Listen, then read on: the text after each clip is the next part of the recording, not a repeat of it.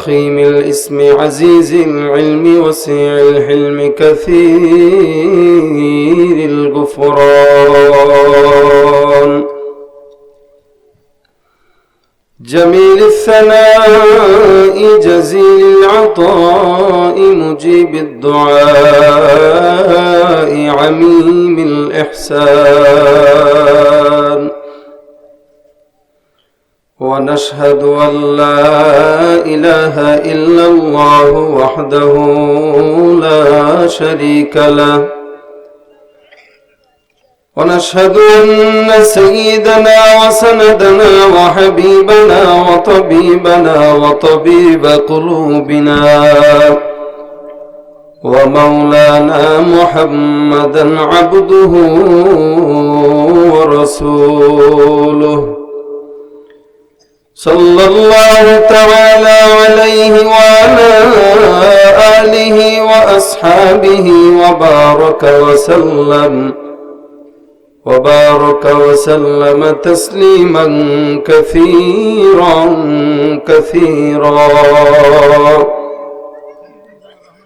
الذي أرسله الله تعالى بالحق بشيرا ونذيرا وداعيا إلى الله بإذنه وسراجا منيرا أما بعد فأعوذ بالله من الشيطان الرجيم بسم الله الرحمن الرحيم لقد جاءكم رسول من أنفسكم عزيز عليه ما عنتم حريص وقال النبي صلى الله عليه وسلم لا يؤمن أحدكم حتى أكون أحب إليه من والده وولده والناس أجمعين أو كما قال النبي عليه الصلاة والسلام وقال تعالى في شان حبيبه إن الله وملائكته يصلون على النبي يا أيها الذين آمنوا صلوا عليه وسلموا تسليما اللهم صل على محمد وعلى آل محمد كما صليت على إبراهيم وعلى آل إبراهيم إنك حميد مجيد اللهم بارك على محمد وعلى آل محمد كما باركت على إبراهيم وعلى آل إبراهيم إنك حميد مجيد الحمد لمن قدر خيرا وخبالا والشكر لمن صور حسنا وجمالا والشكر لمن صور حسنا وجمالا فرد صمد عن صفة الخلق بريء رب أزلي خلق الخلق كمالا رب أزلي خلق الخلق كمالا لا ضد ولا ند ولا حد لمولى الآن كما كان ولم يلق زوالا الآن كما كان ولم يلق زوالا لا إله إلا الله لا إله لا إله إلا الله لا إله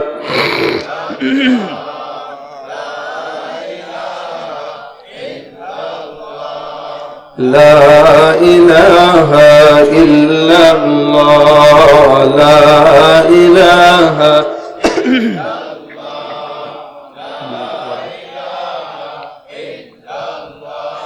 لا إله إلا الله محمد رسول الله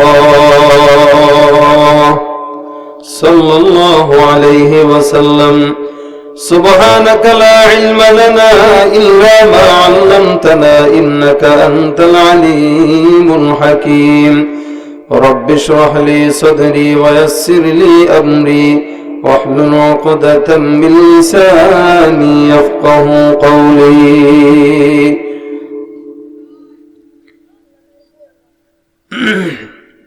الحمد لله আল্লাহ রাব্বুল আলামিনের দরবারে অসংখ্য শুকরিয়া ও সুজুদ। বারাদি ফজলুল করিম রহমাতুল্লাহ আদর্শ মহিলা মাদ্রাসার উদ্যোগে আয়োজিত মৃত ব্যক্তিদের রুহের মাগফিরাত কামনায় আজকের এই ওয়াজ মাহফিল হালকা জিকিরের সম্মানিত সভাপতি, প্রধান অতিথি, বিশেষ অতিথি আল্লাহ রাব্বুল আলামিনের প্রিয় বান্দা জনাবে মুহাম্মদুর রাসূলুল্লাহ সাল্লাল্লাহু আলাইহি ওয়াসাল্লামের উম্মতগণ, আল্লাহর দরবারে লাখো কোটি শুকর ও সুজুদ যে দয়াময় আল্লাহ আপনাকে আমাকে দয়া করে মায়া করে মহব্বত করে দ্বীনি মজলিসে ইমানি কিছু মুজাকারা করবার জন্য তৌফিক এনায়েত করেছেন। এই জন্য জবান খুলে মালিকের দরবারে শুকরিয়া বলে সকলে বলি আলহামদুলিল্লাহ।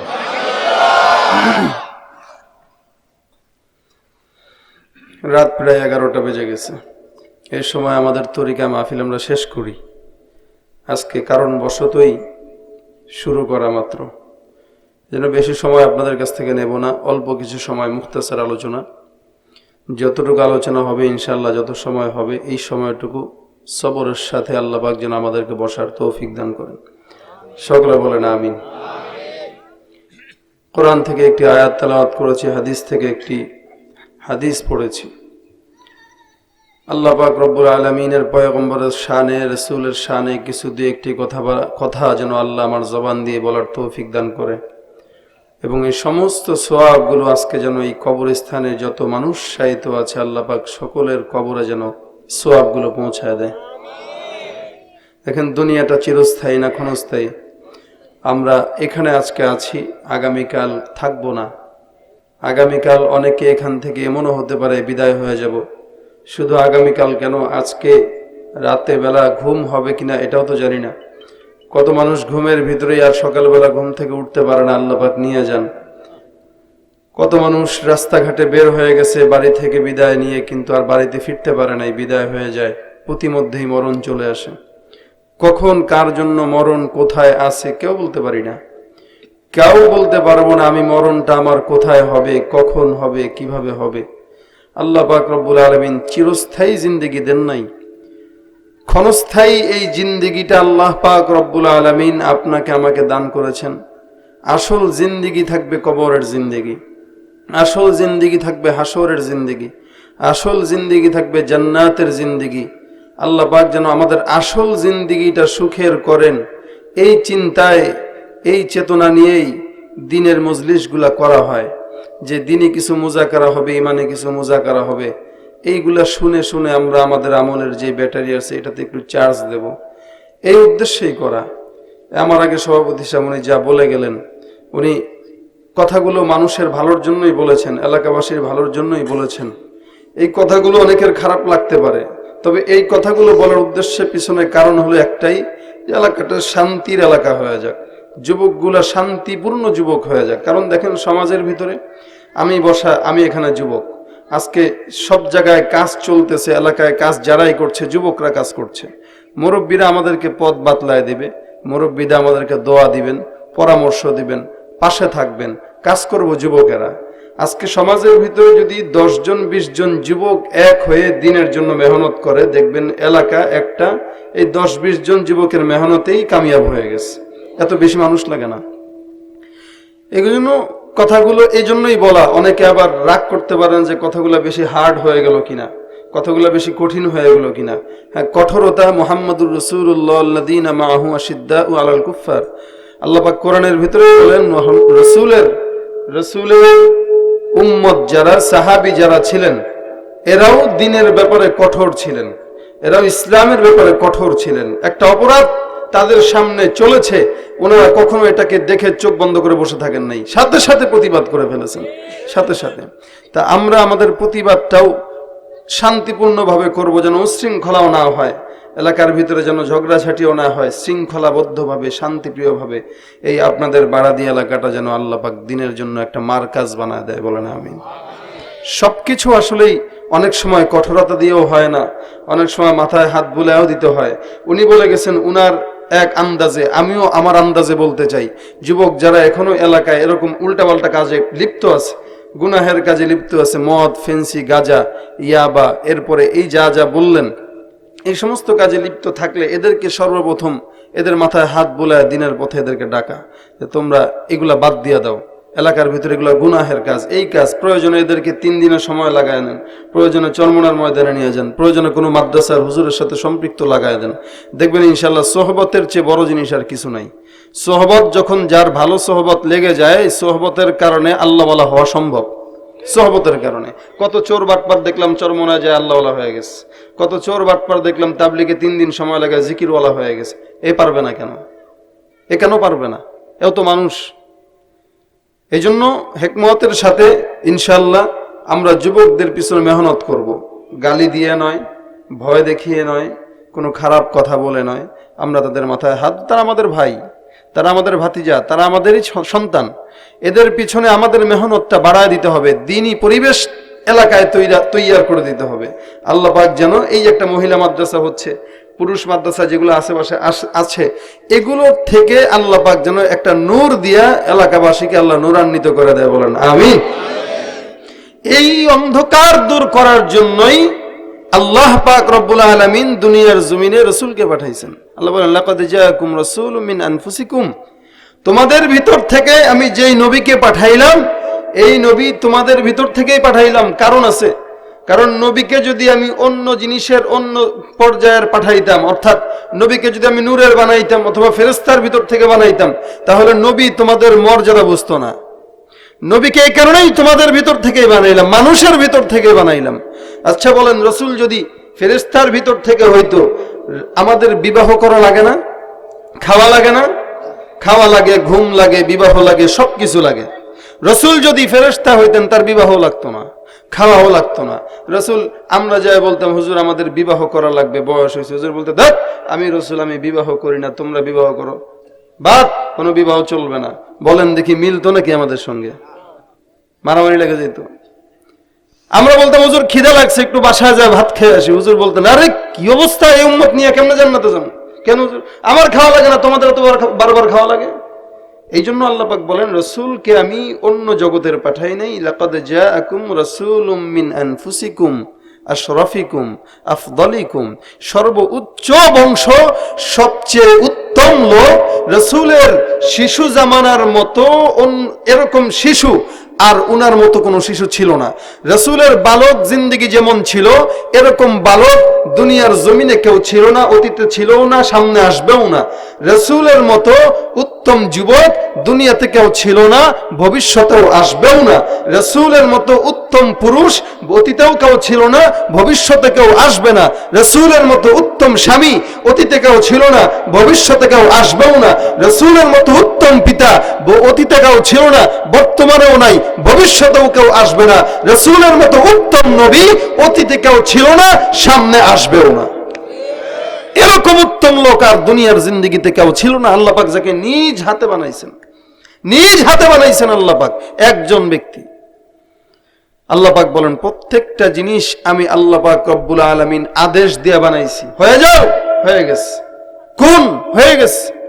কিন্তু আল্লাহ বলেন আমি রাসূল সাল্লাল্লাহু আলাইহি ওয়াসাল্লামকে আদেশ দিয়ে বানাই নাই, আমার দিলের, আমার অন্তরের, আমার সমস্ত প্রেম আর মহব্বতকে আমি দিয়ে আমি রাসূলকে বানাইছি। আমার সব মহব্বতকে একত্রিত করে আমি রাসূলকে বানাইছি, সব মহব্বতকে। এই রাসূলকে আল্লাহ পাক আমাদের ভিতরে পাঠাইছেন একমাত্র জাহালাত দূর করার জন্য। আজকে উম্মতের উলামা একরাম দ্বীনের কাজ করতেছে এলাকার ভিতরে একমাত্র জাহালাত এবং জাহিলিয়াতের যেই আইয়ামে জাহিলিয়াতের জামানার যে একটা নকশা ছিল, মনে রাখবেন এখন কিন্তু আইয়ামে জাহিলিয়াতের থেকেও বেশি খারাপ জামানা যাইতেছে। এটা বিশ্বাস হয়? বেশি খারাপ জামানা যাইতেছে। আইয়ামে জাহিলিয়াতের জামানা কি আর ছিল, কতটুকু আর ছিল, এর চেয়ে বেশি খারাপ জামানা এখন চলতেছে। আল্লাহ আমাদেরকে হেফাজত করুক, বলেন আমিন। আবু জাহেলের নামের লোক আমাদের সমাজে পাওয়া যাবে না। আবু জাহেলের নামের লোক সমাজে নাই, কিন্তু আবু জাহেলের চরিত্রের লোকের অভাব নাই সমাজে। অসংখ্য আছে সমাজের ভিতরে আবু জাহেলের চরিত্রের লোক, যেগুলা চলতে ফিরতে উঠতে বসতে আবু জাহেলের চেয়ে নিকৃষ্ট কাজ সমাজের ভিতরে করে বেড়াইতেছে। দাবি করে আমি নবীর উম্মত, দাবি করে আমি আল্লাহর গোলাম, দাবি করলেই তো হয় না। আমি কি মুসলমানের খাতায় আছি না নাই এটাই তো আমার জানা নাই। আমি কি ইসলামের ভিতরে দাখিল আছি না বের হয়ে গেছি এটাই তো আমার জানা নাই। সাহাবা একরাম সাহাবী হয়েও কিরকম পেরেশান থাকতেন, কিরকম পেরেশান থাকতেন যে আমার নামটা কি মুমিনের খাতায় আছে কিনা, আমি কি মুমিনের খাতায় আছি নাকি আমি মুমিন থেকে বের হয়ে গেছি। এই পেরেশানিতে সাহাবাদের অন্তর সবসময় পেরেশানিতে থাকতো। হযরত ওমর রাদিয়াল্লাহু তাআলা আনহু কেমন জলিলুল কদর একজন সাহাবী, ইসলামের দ্বিতীয় খলিফা, চিনেন তো? ইসলামের ওমরের নাম শুনলেই তো মানুষ, শয়তান পর্যন্ত ভয় পায়। এই ওমর রাদিয়াল্লাহু তাআলা আনহু একদিন হুযায়ফা রাদিয়াল্লাহু তাআলা আনহুর কাছে যায়, ডাক দিয়া বলতেছেন, ভাই আল্লাহর হাবিব সাল্লাল্লাহু আলাইহি ওয়াসাল্লাম তোমার কাছে তো মুনাফিকদের লিস্টি দিয়েছে, কারা কারা মুনাফিক, এই লিস্টি তুমি জানো, দয়া করে যদি আমার নামটা একটু দেখতা, যে মুনাফিকের খাতায় আমি ওমরের নামটা আছে কিনা একটু দেখবা। কে বলতেছেন? কথা বলেন, কে বলতেছেন? ওমর। কে বলতেছেন? কথা বুঝতেছেন আপনারা? ওমর বলতেছেন আমার নামটা কি মুনাফিকের খাতায় আছে নাকি এটা একটু দেখো। হুযায়ফা ডাক দিয়া বলতেছেন, হে আমিরুল মুমিনিন, আপনার মতো একজন মানুষ, আপনি আমাকে এরকম একটা আদেশ দিলেন, যে আদেশটা আমি আপনার জন্য রাখতে বাধ্য, কিন্তু আমার পয়গম্বর হযরত মুহাম্মদুর রাসূলুল্লাহ সাল্লাল্লাহু আলাইহি ওয়াসাল্লাম আমাকে নিষেধ করে দিয়েছেন, খবরদার হুযায়ফা এই মুনাফিকের লিস্টের নামটা যেন একটা মানুষ পর্যন্ত, কেন একটা পশু পাখি পর্যন্ত না জানে, কারণ এটা আমি পয়গম্বর তোমাকে নিষেধ করে দিলাম।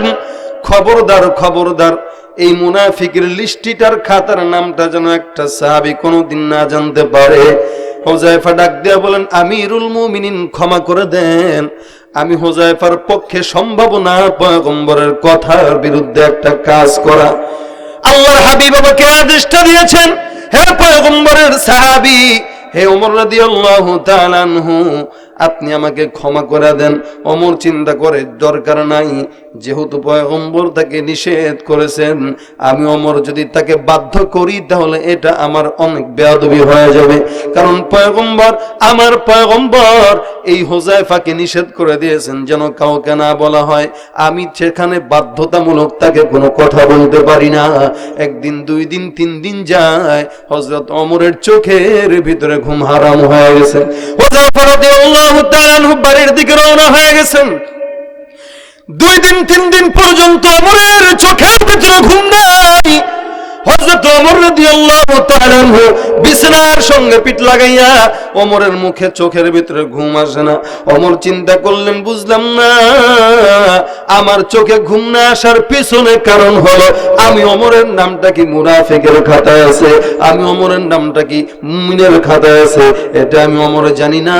একদিন যায়, 2 দিন যায়, 3 দিন যায়, চেহারার ভিতরে পেরেশানির ছাপ, গালের ভিতরে খাবার ঢোকে না, মাথার ভিতরে পেরেশান, চোখের ভিতরে ঘুম আসে না। একদিন, 2 দিন, 3 দিন পর হযরত ওমর রাদিয়াল্লাহু তাআলা আনহু বাসায় চলে গেলেন। বাসায় যাওয়ার পর রাত্রিবেলা যখন ঘুম আসে না, গভীর রাত হয়ে গেল ওমরের, গভীর রাত, এই গভীর রাতে ওমর রওনা হয়ে গেছে হুযায়ফাতুল ইয়ামান রাদিয়াল্লাহু তাআলা আনহুর বাসায়। রাত্রিবেলা যায় দরজার ভিতরে টোকা দিয়ে বলে, হুযায়ফা আমি ওমর তোমার কাছে গভীর রাত্রিতে চলে আসলাম একটা কথা জানার জন্য। হুযায়ফা দরজা খুইলা বলে, ওমর হে আমিরুল মুমিনিন, আপনি কেন আমার দরজার সামনে দাঁড়ায় গেলেন? আপনি যদি আমাকে একটা বার বলতেন আমি দৌড় মেরে আপনার বাড়ির দিকে চলে যাইতাম, আপনাকে কষ্ট করে এই পর্যন্ত আশা রাখতো না। আল্লাহ পাক রব্বুল আলামিনের পয়গম্বরের সাহাবী ওমর এমনুল মুমিনিন হইয়া হুযায়ফা রাদিয়াল্লাহু তাআলা আনহুর সামনে দাঁড়ায় গেলেন। ডাক দিয়ে বলতেছেন, হুযায়ফা আমার ঠেকা তোমার ঠিকানা, আমি তোমার কাছে আসলাম একটা কারণ নিয়ে, একটা প্রশ্নের জবাব নিয়ে। প্রশ্নের জবাবটা কি তুমি দিতে পারবা কিনা? বলে, কি জবাব? বলে, যেই প্রশ্নটা আমি তোমাকে করব এই প্রশ্নের জবাবটা তুমি আল্লাহর কসম খায়া সত্য করে বলবা। অবশ্যই বলবো আমিরুল মুমিনিন, আপনি প্রশ্নটা আমাকে করেন, আমি হুযায়ফা প্রস্তুত জবাব দেওয়ার জন্য। হযরত ওমর প্রশ্ন করতেছেন, হে হুযায়ফা আমার তো বড়ই ভয়, দিলের ভিতরে ভয়, কখন যেন মরণ চলে আসে, কখন যেন মরণ হয়ে যায়। দীর্ঘ বছর যাবত আমি মক্কার জমিনে মদিনার জিন্দেগিতে আরবের ভিতরে আমিরুল মুমিনিন নাম দিয়া আছি, আমার মরণটা যেন কখন হয়ে যায়। হে হুযায়ফা একটা কথার জবাব আমি তোমার কাছে বারবার চাই। কথার জবাবটা হলো এই, আমি মারা যাওয়ার পর আমার লাশের জানাজাটা তুমি হুযায়ফা পড়বা কিনা, জবাবটা একটু দিয়ে দাও। হুযায়ফা ডাক দিয়া বলে, হে আমিরুল মুমিনিন আপনি এই কথাটা কেমনে বললেন? আপনার মতো একজন সাহাবী যার ব্যাপারে পয়গম্বর বলেছেন লাউ কানা বাদি নবিয়্যান লাকানা ওমর, আমার পরে যদি কোন নবী আল্লাহ পাঠাইতেন আমার পরের নবীটাই হইতো আমার সাহাবী হযরত ওমর রাদিয়াল্লাহু তাআলা আনহু। হে আমিরুল মুমিনিন আপনার মতো এমন একজন জলিলুল কদর সাহাবী ওমরের লাশের জানাজাটা আমি কেন পড়ব না? অবশ্যই আপনার জানাজার নামাজটা পড়ব। ওমর ডাক দিয়া বলেন, কসম খা, কসম খা। আল্লাহর নবী সাহাবী ওমরের কসম খাওয়ার কথা শুই না হুযায়ফা ডাক দিয়া বলে, ওমর আল্লাহর কসম, আল্লাহর কসম আমি কসম খা বলছি, আপনি ওমর যখন দুনিয়ার জিন্দেগি থেকে চলে যাবেন আপনার জানাজার লাশের জানাজাটা আমি হুযায়ফা অবশ্যই অবশ্যই সামনের কাতারে দাঁড়ায় পড়ব। আল্লাহর নবীর সাহাবী ওমর ডাক দিয়া বলেন, হুযায়ফা আলহামদুলিল্লাহ আমার প্রশ্নের জবাবটাও হয়ে গেল, সমাধান হয়ে গেল। বলে, এই প্রশ্নের জবাব নিয়ে কি সমাধান নিলেন? বলে, হুযায়ফা ওই দিন তো আমি বারবার জিজ্ঞাসা করতেছিলাম আমি ওমরের নামটা কি মুনাফিকের খাতায় আছে নাকি ঈমানের খাতায় আছে, সেদিন তো তুই জবাব দিলি না, কারণ আমার পয়গম্বর আল্লাহর হাবিব তোকে নিষেধ করে দিয়েছেন আমার নামটা কি মুনাফিকের খাতায় আছে নাকি মুমিনের খাতায় আছে, সেই দিন তো তুই সেটা বললি না। আমি আমার পয়গম্বরের জবান দিয়ে শুনলাম যেই ব্যক্তিটা মুনাফিকের খাতায় যার নাম লেখা, হে হুযায়ফা প্রত্যেকটা মানুষ তার জানাজার নামাজ পড়লো, হুযায়ফা তুই তার জানাজার নামাজ পড়বি না। আমার তো বড়ই দিলের ভিতরে ভয়, আমার লাশের জানাজার নামাজটা তুই যদি না পড়িস তাহলে বুঝা গেল আমি হুযায়ফার, আমি ওমরের নামটা মুনাফিকের খাতায় আছে। যেহেতু তুই আমার সঙ্গে ওয়াদাবদ্ধ হয়ে গেলি আমার লাশের জানাজাটা তুই ওমর, আমি ও হুযায়ফা তুই পড়তে হবে, ও হুযায়ফা তুই ওয়াদা করলি পড়বি। আমার এই কথাটা বিশ্বাস হয়ে গেল আমি ওমরের নামটা আল্লাহ পাক রব্বুল আলামিনের দয়ায় মুনাফিকের খাতার ভিতরে আর নাই। প্রশ্নের জবাব হয়ে গেছে। হুযায়ফা কয়, হুজুর কিভাবে প্রশ্নের জবাব নিলেন? ভাই মাইকটা কিন্তু খুবই খারাপ। মাইক ম্যান কে? হ্যাঁ, গত বছরে মাইক ছিল? হ্যাঁ, এ মাইক ছিল? মনে তো হয় না। আমার গলা টলা সব শুকা যেতেছে, বুঝলাম না কাহিনী। কি করলেন?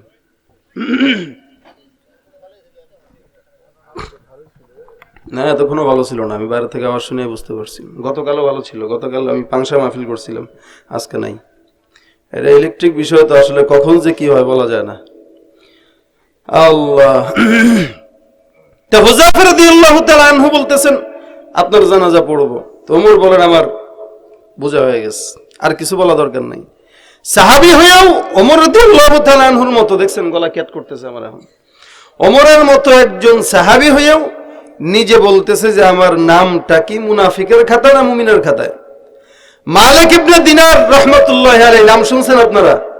মালিক ইবনে দিনার এই মালিক ইবনে দিনার রহমতুল্লাহ আলাইহি একদিন কবরস্থানে বৈশা জিকির করতেছিলেন, দোয়া দুরূদ পড়তেছিলেন মুমিনদের কবরের পাশে বসে বসে। আমাদের তো কবরস্থান পাশে, জিন্দেগিতে কবরে ঢোকা হয় না। বাপ মা মারা গেছে, বছরে একদিন যেদিন মারা গেছে সেদিন খালি যায় ঢুকে কোনো মতে একটু সালাম কালাম দেই, এছাড়া দেই না। যদি আলেম হয় তাহলে দেয়, আলেম ছাড়া তো ঢুকেও না কবরের পাশে। মালিক ইবনে দিনার রহমতুল্লাহ আলাইহি কবরের স্থানের ভিতরে ঢুকা জিকির করতেছে, দোয়া দুরূদ পড়তেছে। তাকায় দেখে দুইজন লোক এক কবরের পাশে বৈশা খাতার ভিতরে যেন কি লিখতেছিলেন। উনি ডাক দিয়ে বলতেছেন, এই তোমরা কে? কয়, ভাই আমরা হিসাব নিকাশ করতেছি। বলে, কিসের হিসাব নিকাশ করো? কয়, হিসাব নিকাশ চলতেছে যে এই এলাকার ভিতরে কয়জন মুমিন আর কয়জন মুনাফিক বেঈমান, হিসাব করতেছে। কোত্থেকে আসছো তোমরা? দেখি নাই তো এলাকায়। আমাদেরকে চিনবেন না, আল্লাহ পাক আমাদেরকে পাঠাইছেন, মানে আসমানের ফেরেশতা আল্লাহ পাক আমাদেরকে পাঠাইছেন এই এলাকার হিসাব নিকাশ করার জন্য। সুবহানাল্লাহ। মালিক ইবনে দিনার কয়, ভাই আমার একটু বলা যাবে, আমার নামটা আছে কিনা দেখা যাবে? তো বলতেছে, না ভাই এগুলো বলা নিষেধ, এগুলো আল্লাহ পাক রব্বুল আলামিনের গোপন জিনিস, একটু বলো না। কে আপনি জানতো, কে কে চিনি না, আপনি যান, সরেন এখান থেকে, আল্লাহ পাক নিষেধ করছে এগুলা বলা। মালিক ইবনে দিনার রহমতুল্লাহ আলাইহি বারবার কথা শুনতেছেন, ভাই একটু বল না, মুমিনের খাতায় আছি নাকি, বললে সমস্যা কি? বলে না, চলে গেছে উধাও। গভীর রাত্রে ঘুমাইছে, ঘুমের ভিতরে মসজিদের ভিতরে স্বপ্ন দেখে দুইজন ফেরেশতা আসছে। আয়েশা একজন বলতেছে, এ কি মুমিন না মুনাফিক? আর একজন কয়, এতদিন যা ছিল তা ছিল, আল্লাহ পাক আজকে থেকে ওর নামটা মুমিনের খাতায় লেখাই দিয়েছে। আল্লাহ আল্লাহ পেরেশান থাকতেন যে আমার নামটা কি মুমিনের খাতায় না মুনাফিকের খাতায়, আমার নিজেরই তো খবর নাই।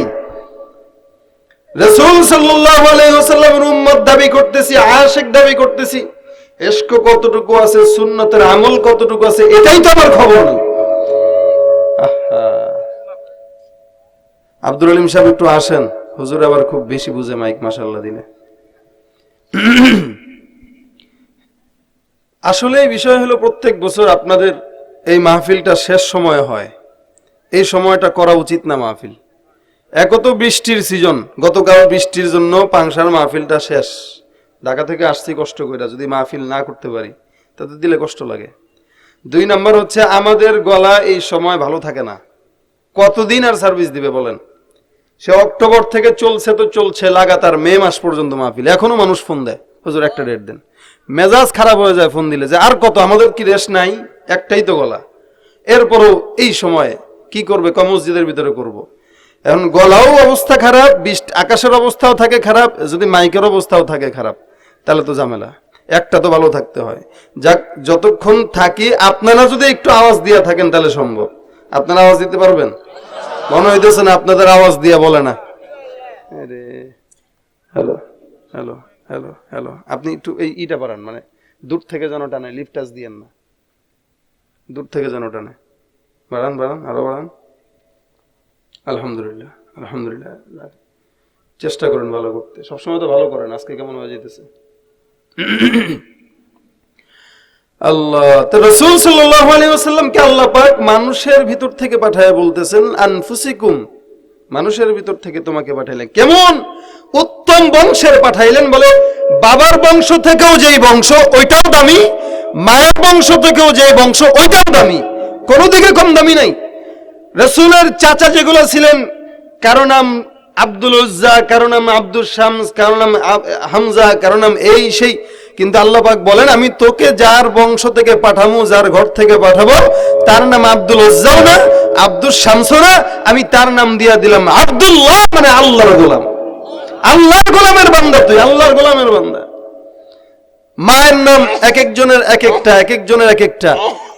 আল্লাহ পাক রাসূল সাল্লাল্লাহু আলাইহি ওয়াসাল্লামকে যে মায়ের গর্ভে পাঠিয়ে দিলেন, মায়ের নাম উল্টা পাল্টা দেন নাই, দিয়ে দিছেন আমেনা, আমানত রাখনেওয়ালা গর্ব, আমানত যে রাখতে পারে, এরকম গর্ব থেকে আল্লাহ নবীকে পাঠাইছেন। আমাদের দাদা, আমাদের বাবারা এক একজন তো এক এক বড় বড় কোম্পানির সভাপতি, ক্লাবের সভাপতি, ওই লীগের সভাপতি, ওই দলের সভাপতি, অমুকের সভাপতি, যত ব্যান্ড পার্টির সভাপতি, কিন্তু রসুলের দাদা ছিলেন আব্দুল মুত্তালিব। কি নাম? উনি ছিলেন আল্লাহর ঘর বাইতুল্লাহর সভাপতি। কিসের? বাইতুল্লাহর সভাপতি, কাবার সভাপতি। মানে যেখান থেকে আসবেন ওই সমস্ত জায়গাগুলো আগে থেকেই পবিত্র ছিল। আল্লাহ বলেন আল্লাহর হাবিব বলেন মা বাগাত ইমরাআতু নাবিয়্যিন কাত্তু। রাসূল সাল্লাল্লাহু আলাইহি সাল্লাম যেই বংশ থেকে বাবা আদম থেকে শুরু করে নিয়ে রাসূলের মা পর্যন্ত যতগুলো মা একের পর এক গেছেন, হাওয়া থেকে আরেকজন থেকে গর্ভে আরেকজন, এভাবে করতে করতে রাসূলের মা পর্যন্ত, আল্লাহর হাবিব বলেন আমার মা পর্যন্ত, বাবা আদম থেকে নিয়ে আমার মা পর্যন্ত একটা মাও কোনোদিন কারো সঙ্গে ব্যভিচারে লিপ্ত হয় নাই। আল্লাহ পাক নিজের কুদরতি চাদরে তাদেরকে ঢেকে ঢেকে রাসূল পর্যন্ত আনছেন। এই রাসূল হলো আশরাফিকুম আফদালিকুম। যে জায়গায় পাড়া দিয়েছেন ওই জায়গাটাই বরকতি জায়গা। দুধমা হালিমা বলেন আমি তো মক্কায় যায় কোন শিশুকে নেব, আমি পাগল হয়ে গেলাম যে কাউরে পাই না। মোহাম্মদের মতো একজন শিশু, ও একজন নিয়ে বসে রয়েছে, বাপ নাই, এতিম। আমি চিন্তা করলাম এই ছেলেরা নিয়ে কি করব, এই ছেলেকে নিয়ে কি করব। তারপরে চিন্তা করলাম একদম খালি যাওয়ার থেকে একজনে নিয়ে যাওয়া ভালো। আমি মোহাম্মদকে আমার কোলের ভিতরে নিয়ে আমার স্তনে তার মুখটা লাগাইলাম। এতক্ষণ বুঝলাম না আমার স্তনে দুধ ছিলই না ছিল শুকানো। যেই তার ঠোঁটটা আমার স্তনে লাগাই দিলাম, দুধে ভরপুর হয়ে গেল আমার দুই স্তন। আমি যেই ঘোড়া আসছিলাম এতক্ষণ, এই ঘোড়া সবাই পিছনে পিছনে আমাকে সবাই গালি দিতে দিতে আসছে। যে আমি তাকে নিয়ে ঘোড়ার উপরে উঠলাম, এখন দেখি সবার আগে আগে দৌড়ায়। বাড়িতে যা দেখলাম যে এই বকরিগুলো এতদিন যাবৎ দুধ পায় না, ক্ষুধার তাড়নায় লাফালাফি করে। এখন দেখলাম এগুলার ওলানগুলা দুধে ভরপুর, আমার ক্ষেত খামার সব ফল ফসল দিতে ভরপুর। মানুষ তো অবাক হয়ে গেল যে এই শিশু আমি পাইলাম কোন জায়গা থেকে। ইবনে আব্দুল্লাহ ইবনে মাসউদ রাদিয়াল্লাহু তাআলা আনহু হাদিস বর্ণনা করে বলতেছেন, আমি ইসলাম গ্রহণ করার আগে ছোটকালে একবার এক এলাকায় বকরি চড়াইতে গেলাম। দুইজন মুরব্বী ব্যক্তিকে দেখলাম, তারা আমার কাছে আসছে। আয়েশা আমারে ডাক দিয়া বলতেছে, এই বাচ্চা, কি তুমি আমাদের কি একটু দুধ পান করাইতে পারবা? কোন জায়গা থেকে? কয় ছাগল যে অতগুলো আছে। কয় এই ছাগলগুলো তো আমার না, আপনাকে আমি এগুলা পান করাইতে পারবো না। কার এগুলা? কয় এগুলো আমার মালিকের। সাউন্ড যেখানে মনে সেখানে যাক, কথা বলি, এমনি কথা বলি, শুনেন খালি। তো ইবনে মাসউদ রাদিয়াল্লাহু তাআলা আনহু বলতেছেন, আমি তাদেরকে বললাম এই ছাগলগুলোর মালিক আমি না। তো এর মধ্যে থেকে একজন মুরব্বী ডাক দিয়া বলতেছে, এখানে এরকম বাচ্চা একটা ছাগল দাও যেটার উপর এখনো পাঠা উঠে নাই। আমি হুজুরকে দেখায় দিলাম, ওই লোকটাকে দেখায় দেওয়ার পর সে আমার সামনে ওই ছোট্ট ছাগলের স্তনে হাত দিল, সঙ্গে সঙ্গে স্তন বড় হয়ে দুধে ভরপুর হয়ে গেছে। আরেকজন করলো কি, একটা পাথর যার তলা ফুটা, ওই পাথরটা ভরলো, আল্লাহর কুদরতে দুধ ভরপুর হয়ে গেল, কিন্তু দুধ পড়লো না তলা দিয়া। তারা খাইলো, আমারও খাওয়াইলো, তারাও খাইলো। আমি চিন্তা করলাম কি আমি কি স্বপ্ন দেখতেছি নাকি বাস্তব? এরকম ছোট্ট ছাগল থেকে এত দুধ, আবার তলা ফুটাওয়ালা একটা পাত্রের ভিতরে দুধ ভরাইতেছে, কারণটা কি? আমি পেরেশান হয়ে গেলাম, কারণটা কি? দুধ পান করা শেষ হয়ে গেল, এর ভিতরে যেই বড় মুরব্বী যে দুধ দহন করলেন, উনি বললেন এই ছাগলের দুধ আবার আগের মতো হয়ে যাও। দেখলাম আবার ছোট হয়ে ছাগল আগের মতো হয়ে গেল। আমি ওনাদেরকে বললাম, মুরব্বী আমারে কি এই দোয়াটা শিখাইবেন যে দোয়া দিয়া আপনারা ছোট ছাগলের দুধ বড় করে খাইলেন? তোমার এটা শেখা দরকার নাই, তুমি কয়দিন পরে এর চেয়েও ভালো জিনিস শিখবা। তো ওই আব্দুল্লাহ ইবনে মাসউদ বলেন, আমি তার কিছুদিন পরে মুসলমান হয়ে জানতে পারলাম যিনি দুধ দহন করলেন তিনি কেউ নন, তিনি হলেন আমাদের হাবিব। আর যিনি পাত্র ধরলেন তিনি হলেন হযরত আবু বকর সিদ্দিক রাদিয়াল্লাহু তাআলা। রাসূল যেখানে গেছেন সেই জায়গা বরকত, যেই জায়গায় গেছেন সেই জায়গা বরকত। বরকত ছাড়া অন্য কোনো কিছু নাই। আল্লাহর হাবিব বরকতওয়ালা। আল্লাহ বলেন, আমি রাসূলকে দুনিয়ার জমিনেই পাঠাইলাম রহমত স্বরূপ। মা আরসালনাকা ইল্লা রাহমাতাল লিল আলামিন। দুনিয়াতে তোমাকে পাঠানোর কোনো প্রয়োজন ছিল না, একমাত্র পাঠাইলাম রহমতের জন্য, যে তুমি যেখানে যাবা ওই জায়গাটা আবাদ হয়ে যাবে, তোমার সঙ্গে যে মিশবে সে স্বর্ণের মানুষ হয়ে যাবে, তুমি যেই জায়গায় পাড়া দিবা ওই জায়গা স্বর্ণের জায়গা হয়ে যাবে। আমি আল্লাহ তোমাকে রহমত স্বরূপ বানাইলাম, এছাড়া নবী তোমাকে আমি আল্লাহ দুনিয়াতে পাঠাইনি। আল্লাহর হাবিব সাল্লাল্লাহু আলাইহি ওয়াসাল্লাম কেমন রহমত স্বরূপ। আবু হুরায়রা রাদিয়াল্লাহু তাআলা আনহু মসজিদে নববীর থেকে একদিন বাহিরে বের হয়ে ক্ষুধার যন্ত্রণায় কাতরাইতেছিলেন।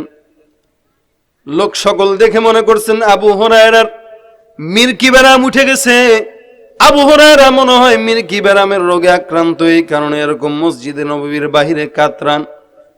কেউ সামনে জুতা ধরে, কেউ সামনে মুখের সামনে ঝাড়ু ধরে, কিন্তু আবু হুরায়রা ক্ষুধার যন্ত্রণায় মসজিদের সামনে কাতরায় এটা কেউ জানে না। আল্লাহর নবী সাল্লাল্লাহু আলাইহি ওয়াসাল্লামের সাহাবী আবু বকর রাদিয়াল্লাহু তাআলা আনহু মসজিদে নববীর বাহিরে দিয়ে সামনে দিয়ে হেঁটে যায়। আল্লাহর নবীর সাহাবী আবু বকরকে দেখার সঙ্গে সঙ্গে আবু হুরায়রা ডাক দিয়ে সালাম দিলেন, আসসালামু আলাইকুম ওয়া রাহমাতুল্লাহ ইয়া আবু বকর। হে আবু বকর, আপনি আমার সালাম গ্রহণ করে নেন। আল্লাহর নবীর সাহাবী আবু বকর আবু হুরায়রাকে না দেখে আবার রাস্তা দিয়ে হেঁটে হেঁটে চলে যাইতেছে। আবু হুরায়রার দিলের ভিতরে অশান্তি, হায় হায়, মনে হয় আজকে দিনটা আমার না খেয়ে থাকতে হবে। 4-5 দিন পর্যন্ত আমি ক্ষুধার যন্ত্রণায় কাতরায় মসজিদ নববীর সামনে হাজির হয়ে গেলাম। এখন আবু বকর আমার দিকে লক্ষ্য করে নাই। কিছুক্ষণ পর তাকায় দেখে ওমর সামনে দিয়ে হাইটা যায়। ওমরকে আবার সালাম দিলেন। ওমর রাদিয়াল্লাহু তাআলা আনহু সালামের জবাব নেয় না। ওমর রাদিয়াল্লাহু তাআলা আনহু লক্ষ্য করেন নাই, চলে গেলেন সামনে দিয়া।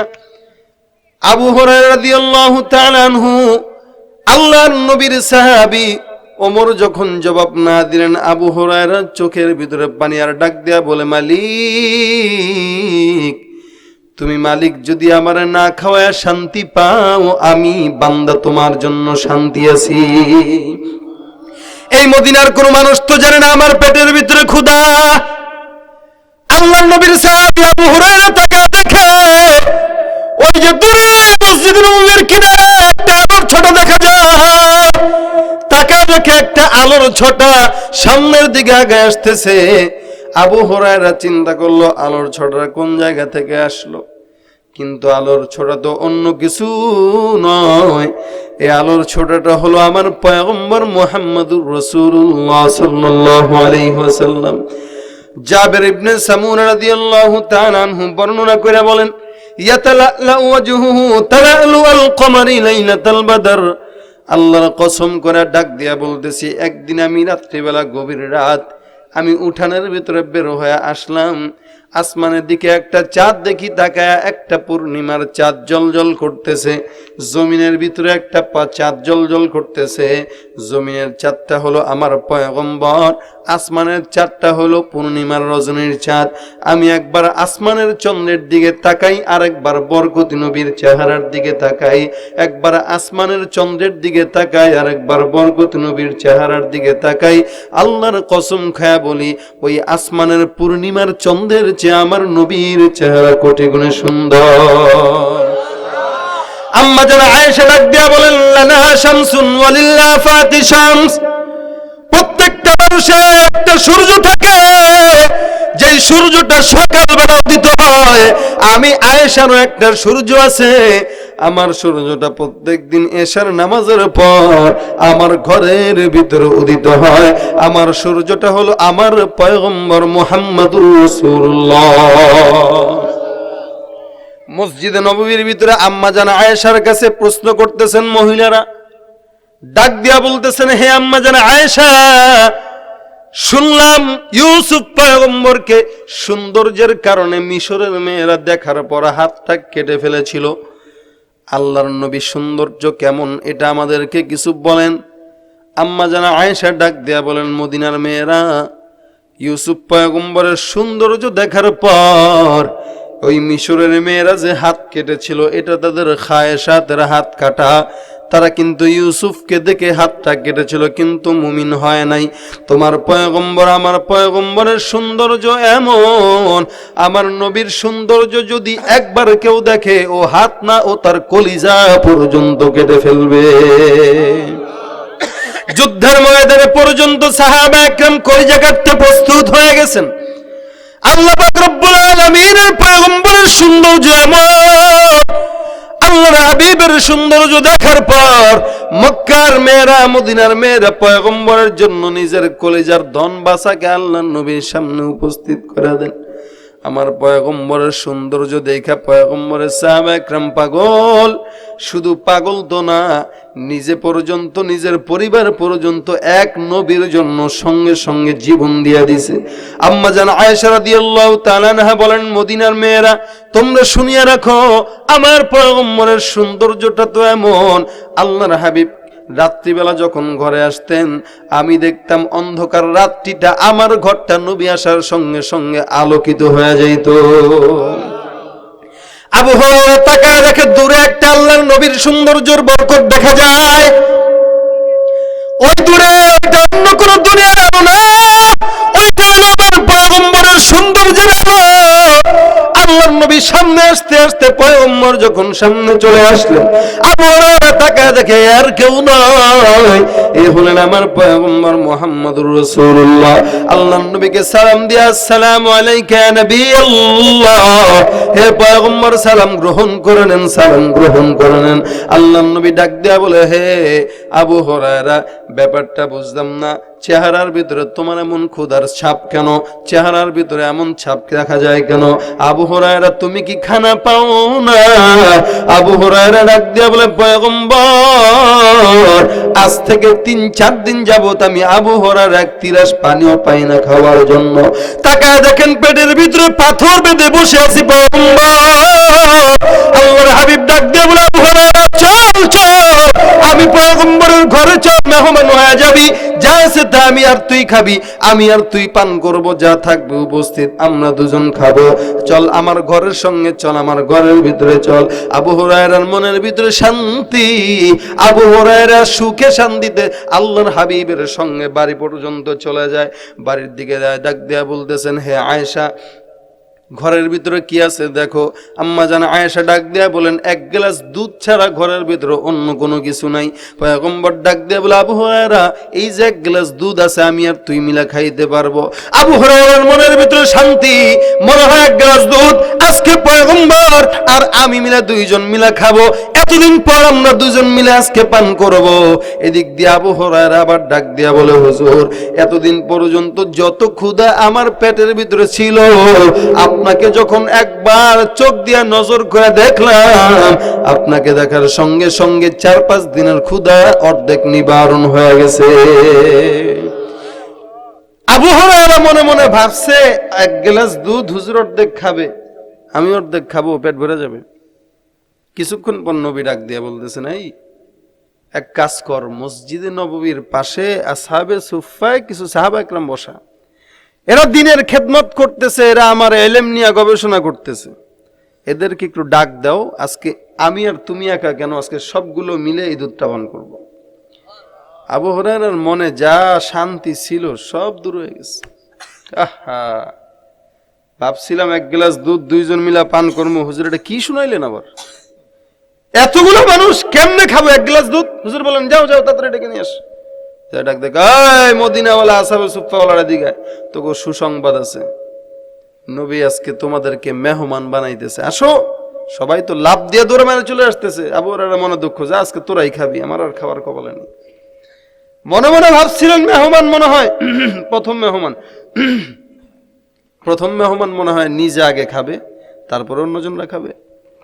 কিছুক্ষণ পর নবী ডাক দিয়া বলতেছেন, আবু হুরায়রা এক কাজ করো, আজকের এই বিশাল বড় দলের মেহমানদারির দায়িত্ব আমি তোমার হাতে দিয়ে দিলাম, তুমি তাদেরকে পান করো। এই কথা শোনার পর তো আরো অন্তর খারাপ। যাও, আশা ছিল যে একটু কিছু পাবো, মনে হইতেছে না আজকে কিছু খাওয়া যাবে। কিছুক্ষণ পর মন টন খারাপ করে গ্লাসটা হাতে নিয়ে প্রথম সাহাবীর কাছে দিছে, ভাই খান, কপালে আছে আর কি করবেন। সাহাবী একটু মুখটা লাগায় দিয়ে দিছেন, নেন পরের জন্য দেন। আল্লাহর হাবিব কয়, পেট ভরা খাও, পেট ভরা খাও। হুজুর এক গ্লাস দুধ, খাও না, পেট ভরা খাও। নামাইছেন আর একটু খায়, আবার আরো খাও। আবু হুরায়রা তাকায় রয়েছে রাসূলের দিকে, কিরে ব্যাপার কি বুঝলাম না, গ্লাস মাত্র একটা, হুজুর যে এত খাইতে বলতেছে, আমরা খামো কি? রাসূলের দিকে তাকায় আছেন, রাসূল বলে, খাও খাও, পেট ভরা পর্যন্ত খাও। ও পেট ভরা পর্যন্ত খায়। আবু হুরায়রার হাতে গ্লাস দিল। আবু হুরায়রা তাকায় দেখে ওর মোষের ভিতরে দুধের রেখা লেগে আছে। কি খাওয়াটা খাইছে? গ্লাসের দিকে তাকায় দেখে তো আরো অবাক, কিরে এত পেট ভরা খাইলো কিন্তু গ্লাসের যে এক গ্লাস দুধ, এক গ্লাস দুধের 1 ইঞ্চি পরিমাণ, কেন 1 চুল পরিমাণ দুধ কমে নাই, যা ছিল তাই আছে দুধ। আবু হুরায়রার বোঝা হয়ে গেছে কাহিনী ঘটতেছে আজকে, বিশাল বড় কাহিনী। আল্লাহ পাক রব্বুল আলামিনের পয়গম্বর বলেন পরের জন্য দে, তারপরের জন্য দিলেন, তারপরের জন্য পেট ভরে খাইলেন, তারপরের জন্য দাও, তারপরের জন্য পেট ভরে খাইলেন, তারপরের জন্য দাও। 70 জন পর্যন্ত যখন 1 গ্লাস দুধ পান করছে কিন্তু 1 গ্লাস দুধ থেকে 1 ইঞ্চি পরিমাণ দুধ কমে নাই। রাসূল ডাক দিয়া বলেন আবু হুরায়রা তুমি আগে খাও হুজুর বলেন। আবু হুরায়রা ডাক দিয়া বলেন না হুজুর 70 জন খায় ফেলেন, আপনি আগে খান। রাসূল বলেন না না আবু হুরায়রা তুমি আগে খাও। কেমন নেতার নেতা, নেতায় বলে বান্দা তুই আগে খা, উম্মত তুই আগে খা। আমাদের এলাকার নেতা যদি হইতো বলতো রিলিফের মালটা আগে আমার ঘরে ঢুকা। কথা ঠিক না? কম্বলটা আমার ঘরে দে, জাতি পাক বা না পাক আমি পাইলেই হইল, আমার বউ পাইলেই হইল। মানতে হয় এমন নেতাকে মানেন যেই নেতা নিজের পেটের ভিতর পাথর বেঁধে উম্মতের চেহারার মুখে হাসি দেখার জন্য দুধ আগে খাওয়ায় দেয়। মানতে হয় এমন নবীকে মানবো, এমন নবীকে নেতা মানবো। কোন নেতার পিছনে দৌড়াইতেছেন? 1 কাপ চা ছাড়া কিছু দিবে না। কি বলেন ঠিক না? ভোটের আগে বলবে এই করব সেই করব, ভোটের পরে রাস্তাঘাট সব পুকুর বানায় দিয়ে। কি বলেন ঠিক না? আমনাগো কুষ্টিয়ার হাল সারা বাংলাদেশে বইলা বেড়াই, সারা বাংলাদেশের অবস্থা ভালো, উন্নতি হইতেছে, কিন্তু আমার এই কুষ্টিয়ার এলাকাটাই এখন বেউন্নতি হয়ে গেল। ভোট তো দেন, আরো দেন। নেতা মানতে হয় এমন নেতাকে মানবো যেই নেতা নিজে না খায়া উম্মতকে খাওয়াবে। আবু হুরায়রা বলেন হুজুর আপনি খান। হুজুর বলেন না আপনি খান। আবু হুরায়রা খাইলেন, পেট ভইরা খায়, রাসূলকে দিলেন, রাসূলও খাইলেন। রাসূল বলতেছেন আজকের দুধটা যদি সারা দুনিয়ার মানুষ খাইতো 1 ইঞ্চি পরিমাণ দুধ হেনতে কমতো না। বরকত কারে কয় দেখেন, বরকত কারে কয়? 1 ইঞ্চি পরিমাণ দুধ কমতো না। আল্লাহ বলেন এই নবীরে কিন্তু তোমাদের ভিতর থেকেই পাঠাইছি, তোমাদের মতো মানুষ। তিনিও মার খাইছেন, তোমরাও মার খাবা, এটা সুন্নাত রাসূলের। তিনি জিহাদ করতে যায় মানুষের গালি খাইছেন, পিটা খাইছেন, তরবারির আঘাত সহ্য করেছেন। তুমি উম্মত হইয়া ঘরের উপরে ঠ্যাঙের উপরে ঠ্যাং দিয়া বলবা নামাজ পড়া লাগে না, জান্নাত পায় যাবো। তোমার মতো বেহায়া, তোমার মতো বেয়াদব, তোমার মতো মূর্খ এই সমাজে আর কেউ নাই। রাসূলের আদর্শ তোমার ভিতরে নাই। নজরুলের কথা অনুযায়ী বলতে হয় তুমি রাসূলের উম্মত না, রাসূলের দুশমন, দুশমন, দুশমন। কেবল খিচুড়ি খায়া ইশক তো সবাই ঢুকাইতে পারে, কিন্তু আদর্শ মানলেওয়ালা বোঝা যায় তখন যখন চেহারার ভিতরে দেখলে মনে হয় নবীর সুন্নত দাঁড়িয়ে আছে। তখন ইশক তো এখানে বোঝা যায়, রাসূলের সুন্নত তোমার দাড়ি তোমার জবানের ভিতরে আছে কিনা। সবাই মানতে পারে, সবাই বলতে পারে আমরা রাসূলকে মানি, কিন্তু আসল জায়গায় আসলে সব ড্যামেজ, কিছু নাই, কিছু নাই। আল্লাহ পাক এই রাসূলের উত্তম উম্মত হিসেবে আমাদের কবুল করুক, বলে না আমিন। আল্লাহ পাক রব্বুল আলামিন ডাক দিয়ে বলেন রাসূলকে যদি কোনো ব্যক্তি মানে, ওয়া মান ইউতিল্লাহর রাসূল, আমি আল্লাহ রব্বুল আলামিন রাসূলকে মানার দ্বারা বান্দাকে 4 প্রকার মানুষের সঙ্গে জান্নাতে রাখবো। 1 প্রকার নবীন, 2 নম্বর সিদ্দিকিন, 3 নম্বর শুহাদা, 4 নম্বর সালেহিন। আমি আল্লাহ পাক রব্বুল আলামিন রাসূল সাল্লাল্লাহু আলাইহি ওয়াসাল্লামকে মানার দ্বারা 4 প্রকার মানুষের সঙ্গে জান্নাতে ঢুকাবো। 1 প্রকার সমস্ত নবী রাসূলদের সঙ্গে জান্নাত পাইবেন যদি রাসূলকে মানেন। 2 নম্বর সাহাবা একরামদের সঙ্গে জান্নাত পাবেন যদি রাসূলকে মানেন। 3 নম্বর শুহাদা একরামদের সঙ্গে জান্নাত মিলবে যদি রাসূলকে মানেন। 4 নম্বর আল্লাহ ওয়ালাদের সঙ্গে জান্নাত মিলবে যদি রাসূলকে মানেন। এ নবীর উম্মত, মুখের ভিতরে দাড়ি নাই, কিন্তু রাসূলের উম্মত তুমি নিজেকে দাবি করো। তোমার রাসূলের আদর্শ দিলের ভিতরে নাই, রাসূলের উম্মত দাবি করো। কবরে যাওয়ার পর ডাক দিয়া বলবে, এই উম্মতের চেহারা কেমন দেখা যায়? বলবে, আল্লাহ এটার চেহারা বুশের লগে মিলে, মানে দাড়ি নাই মুখের ভিতরে, ঠিক না ঠিক জোরে কর।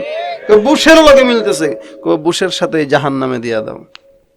আর যদি যাওয়ার পরে দেখে কার লগে মিলে, বলবে, আল্লাহ চেহারা তো রাসূলের আদর্শ সুন্নত দাড়ির সঙ্গে মিলে গেছে। রাসূলের আদর্শ যেহেতু নিয়ে আসছে, সুরতের কারণে ওরে জান্নাত দিয়া দাও। तेरे महबूब की अरब शबाहत लेके आया हो, हकीकत उसके तू कर दे, मई सूरत लेके आया हो। न अज़मत लेके आया हो, न शौकत लेके आया हो, मोहब्बत लेके आया हो, मोहब्बत लेके आया हो। চেহারা সুরতের দাম মাঝে মাঝে আল্লাহর দরবারে বেশি হয়ে যায়। আমার সুরত থাকবে, কবরে যাওয়ার পরে আল্লাহ পাক বলবেন, সুরত যেহেতু আছে, সুরতের উসিলায় ওকে জান্নাত দিয়া দাও। আবার এদিক দিয়ে বলতেছেন, ইন্নাল্লাহা লা ইয়ানজুরু ইলা সুওয়ারিকুম ওয়া আমওয়ালিকুম, আমি মানুষের চেহারাও দেখবো না, মালও দেখবো না, ধনও দেখবো না, কিছুই দেখবো না, দেখবো তার আমল কি, দেখবো তার ঈমান ঠিক আছে কিনা। আবার আরেক জায়গায় বলতেছেন, না সুরতেরও দাম আছে। সুরতের যদি দাম না থাকতো, বেলাল রাদিয়াল্লাহু তাআলা আনহু জাহান্নামী হইতেন, জান্নাতে যেতে পারতেন না। সাহাবীদের ভিতরে সবচেয়ে কালো ছিল বেলাল, সবচেয়ে কালো ছিল বেলাল। মানুষের হাতের তালাটা হয় সাদা, ওনার হাতের তালাও ছিল কালো। এই কালো বেলাল জান্নাতি না জাহান্নামী? একমাত্র কারণ আল্লাহর নবীর আদর্শের কারণ। আবার আবু লাহাব ছিলেন সাদা, একদম লাল টকটকে, যার কারণে বলতে আবু লাহাব। কিন্তু আবু লাহাব সাদা হওয়া সত্ত্বেও, ধনী হওয়া সত্ত্বেও জান্নাতি না জাহান্নামী? জাহান্নামী। এই জন্য সুরতের অনেক দাম মাঝে মাঝে মানতে হয়। তো এই নবীকে মানবো, যেই নবী মরণের আগেও আপনাকে ভুলে নাই, আমাকে ভুলে নাই, যেই নবী কবরে যাওয়ার পরেও আপনাকে ভুলে নাই। এখন পর্যন্ত মসজিদে নববীর ভিতরে শুয়ে শুয়ে বলতেছি, ইয়া উম্মতি, ইয়া উম্মতি, ইয়া উম্মতি। এই নবীকে মানবো না তো কাকে মানবো? এই নবীর গোলামি করবো না তো কার গোলামি করব? আজকে নেতার গোলামি করেন, নেতার গোলামি করে লাভ নাই। হ্যাঁ, আমি আমার নেতাকে মানবো যদি দেখি নেতার আদর্শের সঙ্গে আমার নবীর আদর্শের মিল আছে। আমি যদি দেখি আমার নেতার মহব্বত আমার নবীর সঙ্গে আছে, আর আমি যদি দেখি আমার নবীর সঙ্গে নেতার কোনো মহব্বতই নাই, আমি যদি দেখি নবীর সঙ্গে নেতার আদর্শের কোনো মিল নাই, তাহলে নবীর আদর্শটাকে বুকে জড়ায় ধরবো, নেতার আদর্শ আগুন দিয়া জ্বালায় দেব। এটা হবে ঈমানের পরিচয়। আল্লাহ বলেন, খবরদার, মানতে হয় এমন একজনকে মানো। আল্লাহ বলেন, বান্দা তুই আমার দিকে 1 পা আগা, আমি তোর দিকে 10 পা আগাবো। তুই আমার দিকে হেঁটে হেঁটে আগা, আমি আল্লাহ তোর দিকে দৌড়ায় দৌড়ায় আগা যাবো, দৌড়ায় দৌড়ায় আগা যাবো। তা মানতে হয় আল্লাহকে মানেন, মানতে হয় রাসূলকে মানেন, তাহলেই তো জিন্দেগি কামিয়াব। এত ওয়াজ মাহফিল করার পরেও আমাদের ফায়দা কি হইতেছে? সাহাবা একরাম ওয়াজ শুনতেন, ওয়াজ করতেন, 5 মিনিট, 7 মিনিট, 10 মিনিট বয়ান শুনতেন সাহাবী। আল্লাহর হাবিব বয়ান করতেন 5 মিনিট, কি লা ইউমিনু আহাদুকুম হাত্তা আকুনা আহাব্বা ইলাইহি মিন ওয়ালিদিহি ওয়া ওয়ালাদিহি ওয়ান নাসি আজমাইন। এত বয়ান করা লাগে না। 2 মিনিট বয়ান করতেন, দেখা যাইত এই 2 মিনিটের বয়ানে সাহাবাদের জিন্দেগি পরিবর্তন হয়ে গেছে। বাংলাদেশের যেই সুরত, আলহামদুলিল্লাহ, এই সুরত অন্য কোনো দেশে নাই। রাত 12টা 1টা পর্যন্ত বাংলাদেশের মুসলমান ওয়াজ মাহফিল শোনার জন্য বসে থাকে। বিশ্বের অন্য কোনো দেশে এরকম পরিবেশ দেখা যায় না। আলহামদুলিল্লাহ, অনেকগুলো রাষ্ট্রে আল্লাহ পাক নিছেন, কোনো জায়গায় দেখি নাই বাদ মাগরিব বয়ান হয়েছে। রাত 10টা পর্যন্ত, ইন্ডিয়ার সর্বোচ্চ 11টা পর্যন্ত মাহফিল করছে, সর্বোচ্চ 11টা পর্যন্ত নাই, এরপরে মাহফিল নিষিদ্ধ। একমাত্র দেশ বাংলাদেশ, যেই দেশে সারা রাত যদি মাহফিল করে মানুষ শোনার জন্য বসে থাকে। এই দেশে এত খেদমত, তাবলীগ জামাত খেদমত করতেছে, পীর মাশায়েখরা খেদমত করতেছে, মাদ্রাসাগুলা খেদমত করতেছে, এরপরেও গাঁজা টানার সংখ্যা বেশি, এরপরে সিগারেট টানার সংখ্যা বেশি, এরপরে টুপি ছাড়ার সংখ্যা বেশি। আমাদের মতো টুপিওয়ালা পাগড়িওয়ালা 10-15 এক লগে বাসে যদি উঠে, মানুষে মনে করে বাস মনে হয় বোমা মারে এখন উঠলে লাগবো, লজ্জা লাগে উঠলে, মনে হয় কেমনে তাকায় থাকে, মনে হয় আমরা চিড়িয়াখানার জন্তু, অবস্থা এরকম। অথচ আমাদের তাকায় থাকা দরকার ছিল ওগুলার দিকে, কারণ এরকম মুসলমানের দেশে দাড়ি নাই, এরকম মুসলমানের দেশে প্যান্ট শার্ট টাই পরে কোন ইহুদি খ্রিস্টানের চক্রান্ত ঘুরে, আমাদের তাকায় রাখা দরকার ছিল। রাসূলের সুন্নত নেই, মুসলমানের দেশ, আমরা তাকায় থাকবো তাকে দেশ, আর তারা আমাদের দিকে তাকায় থাকে, মনে করে বাপরে বাপ, মনে হয় জঙ্গিবাদ চলে আসছে, মৌলবাদ চলে আসছে। এটাকে রাসূলের সুন্নতটাকে আজকে ইহুদি খ্রিস্টানের চরেরা নবীর সুন্নতটাকে সন্ত্রাসের একটা আদর্শ হিসাবে বানায় রাখছে, যে এটা মনে হয় এই লেবাস যে পরবে ও মনে হয় সন্ত্রাস।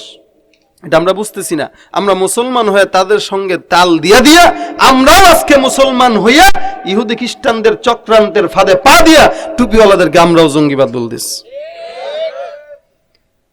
ওরা চিন্তা করে কুল পায় নাই, ওরা মনে করছে যে ইহুদি খ্রিস্টানরা ভাবে যে মুসলমানদেরকে ধোকা দিতে গেলে তাদের লেবাসেই ঢুকতে হবে, তাদের লেবাসে না ঢুকলে আমরা পারবো না তাদেরকে ধোকা দিতে। এই কারণেই ওদের কিছু গুপ্তচর গুলোকে টুপি মাথায় দিয়া, দাড়ি মুখের ভিতরে রাখা, পাগড়ি মাথার ভিতরে দিয়া ঢুকায় দিছে আমাদের ভিতরে, বলছে খবরদার জায়গায় জায়গায় যা বোমাবাজি করবি আর বলবি এটা জিহাদ, এটা বলবি এটা জিহাদ, বাস ঢুকায় দিছে, জায়গায় জায়গায় বোমাবাজি করতেছে, সন্ত্রাসী করতেছে। এদের কারণে আজকে মুসলমানদের বদনাম হইতেছে সারা বিশ্বে। এজন্য সাবধান, বুঝবেন খাঁটি আলেমকে, যেতে যদি মাথার ভিতরে পাগড়ি উঠে জিহাদ ঘোষণা করে বোম ফুটে, এটাকে জিহাদ বলা যাবে না। আমরা জিহাদের পক্ষে, সন্ত্রাসের বিপক্ষে। জিহাদ এটা আল্লাহর ফরজ বিধান, সন্ত্রাস এটা আল্লাহর নাফরমানি, এটা রাসূলের নাফরমানি। ঠিক না ঠিক জোরে বলে। এজন্য বুঝতে হবে সঠিক জিনিস, এটা বুঝার ক্ষমতা যেন থাকে। যে কেউ দাওয়াত নিয়ে এসে বলবে ভাই নামাজ লাগবে না, যে কেউ দাওয়াত নিয়ে এসে বলবে ভাই খালি সহিটা মানেন, খবরদার, জায়গায় জায়গায় ইসলাম শিখতে যায়েন না। আমাদের যদি কেউ ফোন দিয়ে কোনো ফতোয়া আছে, আমি দেই না, মাদ্রাসায় আসেন। ডাক্তারকে যদি ফোন দিয়া বলেন প্রেসক্রিপশন লেখা দেন, ডাক্তার অসুস্থ, কি বিল দিবে? ইসলাম এত অসহায় হয়ে গেছে আজকে। একটা চামার, একটা রিক্সাওয়ালা, ভ্যানওয়ালা, সেও দেখবেন হুজুর দেখলে খালি ফতুয়াগিরি কথা বলা আরম্ভ শুরু করে দেয়। চায়ের দোকানে যাবেন তুমি মাথায় দিয়ে, হুজুর ওটা কি জায়েজ, কেন করলেন? হুজুর ওটা কি এই কেন করলেন? তুই বুঝবি কি? রিক্সা চালাস তুই ইসলামের বুঝবি কি? তুই ডাক্তার তুই ইসলামের বুঝবি কি? তুই ইঞ্জিনিয়ার তুই ইসলামের বুঝবি কি? তুই ফতুয়া নিয়ে কথা বলিস কেন? এজন্য বলি, ফোন দিলে ভাই হুজুর এই মাসলা না, এই মাসলা ফোনে দেওয়া হয় না, মাদ্রাসায় আসেন, লিখিত আকারে মাদ্রাসায় আছেন, প্রেসক্রিপশন মাদ্রাসায় দেওয়া হবে, ফোনে কোনো প্রেসক্রিপশন নাই। এত সহজ আমরা করে ফেলছি, তার কারণে আমরা সহজ হয়ে গেছি। এজন্য কঠোরতা, এত সোজাও না এত কঠিনও না, দুটার মাঝখানে লা ইকরাহা ফিদ্দিন। তোমরা যেরকম আমরাও সেরকম। আল্লাহ পাক আমাদেরকে এগুলা বুঝার তৌফিক দান করুক, বলেন আমিন। আজকে দিনের খেদমত চতুর্দিকে চলতেছে, এরপরেও বাংলাদেশে গুটি কয়েক নাস্তিক বেঈমান আমার দেশে ইসলামের বিরুদ্ধে কথা বলার সাহস কেমনে পায়? একটা বেঈমানের যদি বিচার হইতো, যে ইসলামের বিরুদ্ধে যে বলবে, ধর্মের বিরুদ্ধে যে বলবে, নবীর সুন্নতের বিরুদ্ধে যে বলবে, সাথে সাথে জিহ্বাটা কেটে দেওয়া হবে, একটা বিচার যদি হইতো, বাংলাদেশে দ্বিতীয় কোনো বেঈমান এই সুযোগ পাইতো না যে আল্লাহর রাসূলের বিরুদ্ধে কলম ধরবে, এই সুযোগ পাইতো না। কিন্তু আজকে বলা হয় না। আজকে নেতার বিরুদ্ধে বললে জেলখানায় যাওয়া লাগে, নেতার বিরুদ্ধে বললে জেলখানায় যাওয়া লাগে, কিন্তু দলের নবীর বিরুদ্ধে বললে জামাই আদর করে রাখা হয়। আরো বাংলাদেশের নাস্তিক যেগুলো আছে, এগুলা কিন্তু বেশি নাস্তিক না, হাতে গোনা কয়েকটা। এগুলাটা যদি আমরা একবার থুতু ফালাই, এগুলা ভারত ভেসে চলে যাবে। বাঙালি নাস্তিক যেগুলা, এগুলা গাঞ্জা খাওয়ার টাকা না পেয়ে নাস্তিক হয়েছে। গাঁজা খাওয়ার টাকা নাই, বাপ মার লগে বেয়াদবি করে বের করে দিছে ঘর থেকে। এখন কি করবে? চিন্তা করছে গাঁজা খাওয়ার টাকা তো ইনকাম করা দরকার, বাস হুজুরের বিরুদ্ধে একটা কথা বলে দেই, ইসলামের বিরুদ্ধে একটা কথা বলে দেই।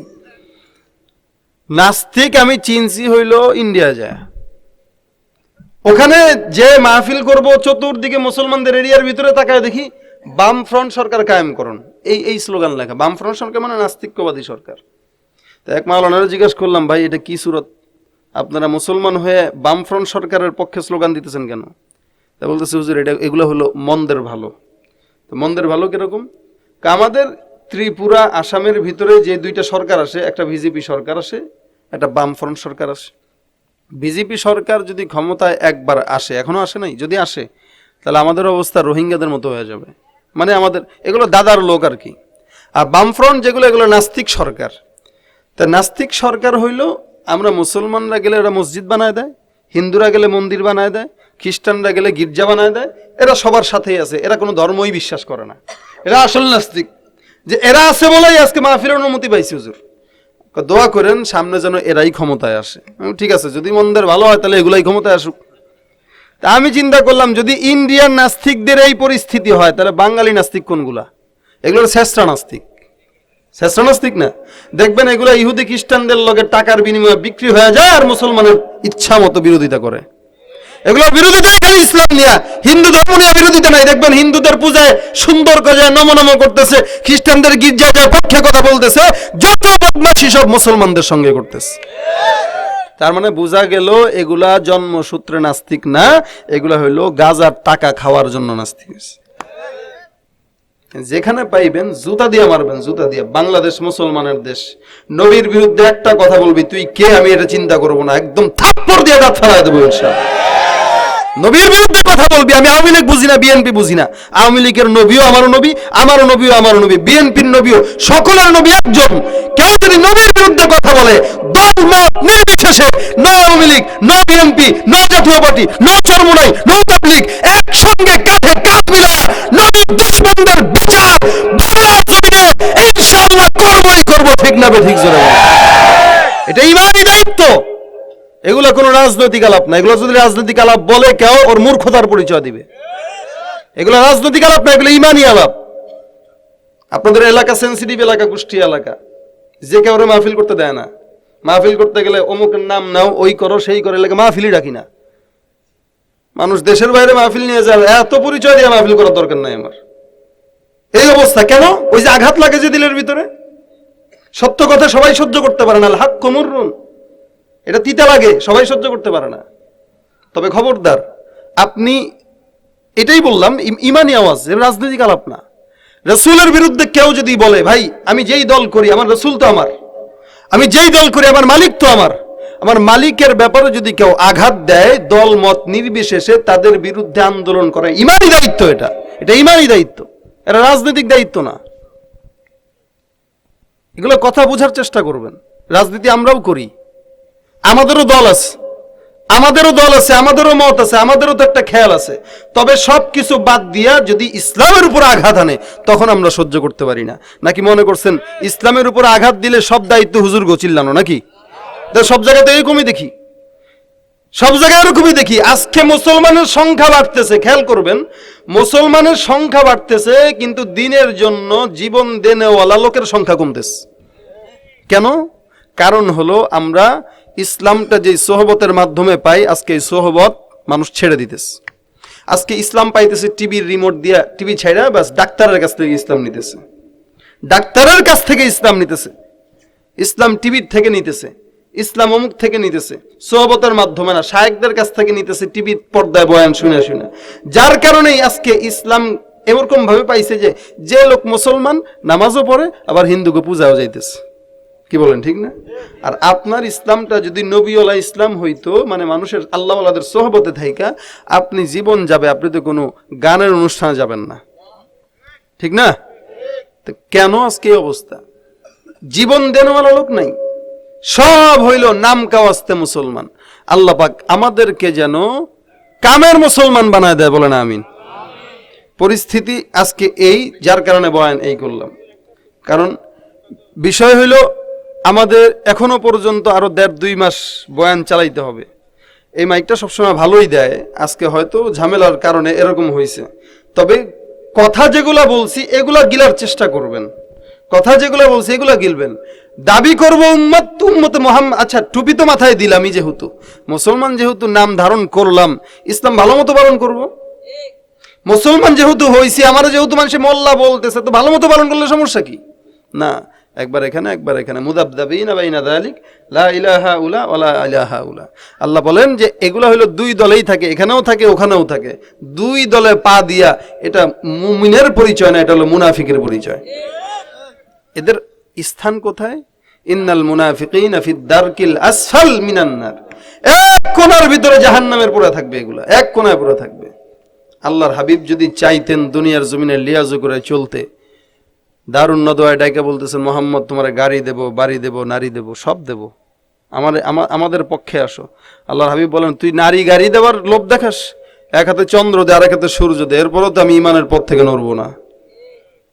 মুসলমানের কথা তো এরকমই হওয়া চাই।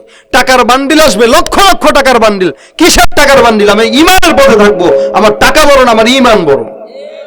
আর দুনিয়া জিফা অতলিবুহা কিলাব, টাকার গোলাম হয়ে গেছেন, কুত্তা বানায় দিবে, দুনিয়ার কুত্তা বানায় দিবে আপনাকে টাকা, দুনিয়া কুকুর বানায় দিবে।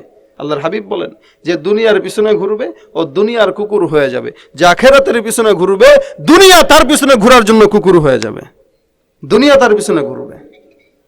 আল্লাহ পাক আমাদেরকে বুঝার তৌফিক দান করুক, সহি বুঝটা যেন আল্লাহ আমাদের দিলে দিয়া দেয়।